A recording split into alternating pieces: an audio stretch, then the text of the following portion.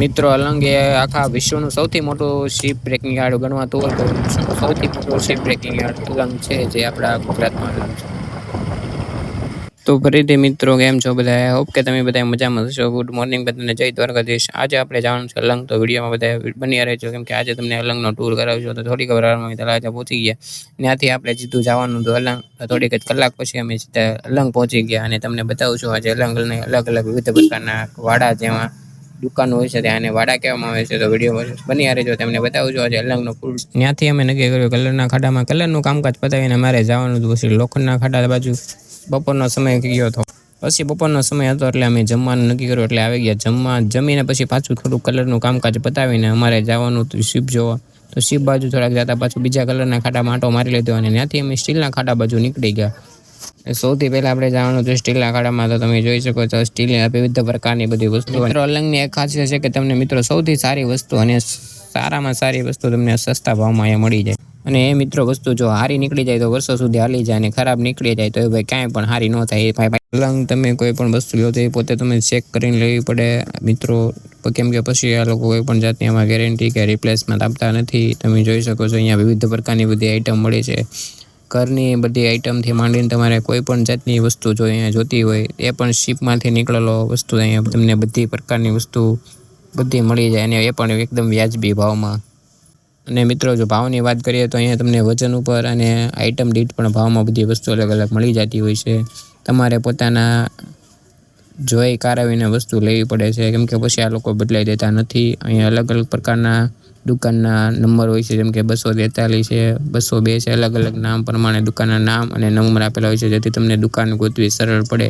ત્યાંથી પછી અમે નક્કી કર્યું કે હવે આપણે ફ્રી થઈ ગયા છે, આપણું કામ પતી ગયું છે, તો આપણે હવે શિપ જોવા જઈએ. તમને રસ્તામાં શિપ જોવા જાવ પહેલાં તમને અલગ અલગ પ્રકારના બધી વસ્તુના ખાડા જોવા મળે છે, જે એકદમ બધી વસ્તુ ખુલ્લી પડી હોય છે. તમારે જે પણ વસ્તુ લેવી હોય ત્યાંથી જોઈને તમે એના વિઝિટ કરી શકો છો.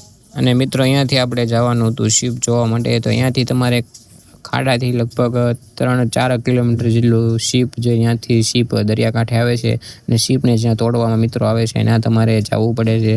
જો તમારે મિત્રો કોઈ જ્યાં જાણીતો વ્યક્તિ હોય તો તમને ત્યાં શિપની નજીક જવા દે, બાકી તમારે રોડે થઈને શિપ જોવા પડે છે.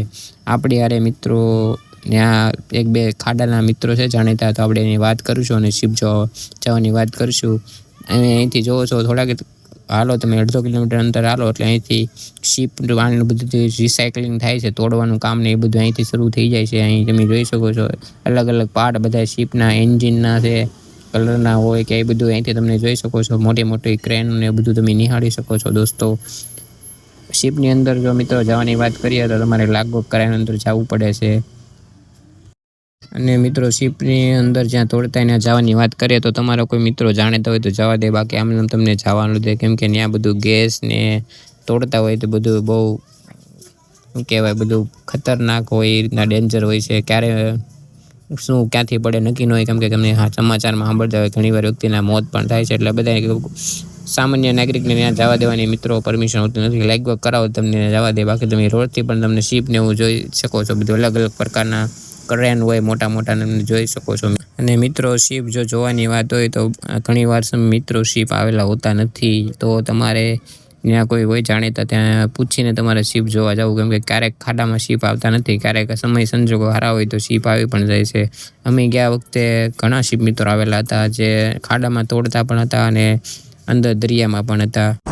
અને મિત્રો અહીંયાથી એટલું શિપનું કટિંગનું કામ ચાલુ છે એટલે ઘોંઘાટ વધારે હતો, એટલે હવે આપણે અહીંથી વિડીયોમાં વોઇસ ઓવર કર્યો નથી. તો તમે હવે શિપ અહીંથી આપણે જે વિડીયો ઉતારેલો છે ત્યાંથી તમે શિપ જોવો અને મજા કરો.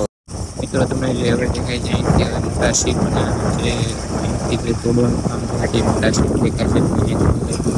એરલાઇન્સ શિપ દેખાય છે, આગળ જો MSK વાળાનો શિપ છે, એ બધા અલગ અલગ શિપ તમને અહીંયાથી જોવા મળે.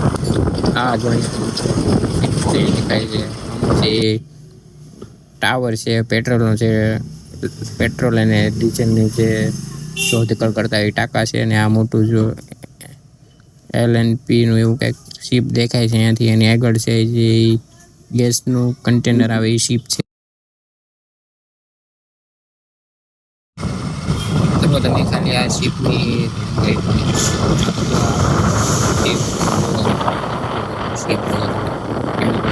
ટાવર છે મિત્રો, એની આગળ પછી મિત્રો મેં ગયા બીજા ખાડામાં. તો અહીંયા ભાઈ એક ગેસનું શિપ છે, જેને અડધું તોડેલું હતું ને અડધું તોડતા હતા ક્રેન દ્વારા. આ છે મોટો ખાડો.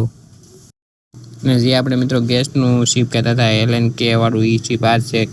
ગેસનું કન્ટેનર છે, શિપ છે એ અહીંયા છે. ઓલા ઘોડાવાળું તમને દેખાય ગેસ વાળું શિપ છે, જેને અહીંયા તોડવા લાવેલું છે, એને LNG.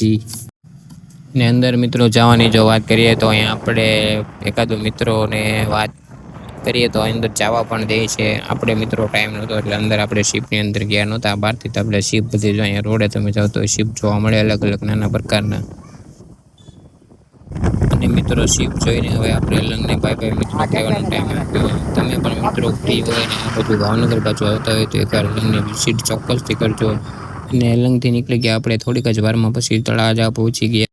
મિત્રો આવા જ વિડીયો જોવા માટે ચેનલ પર ન હોય તો ચેનલને સબસ્ક્રાઈબ કરી દેજો. અને મળીએ નવા વિડીયો સાથે. ત્યાં સુધી બાય બાય, ટેક કેર.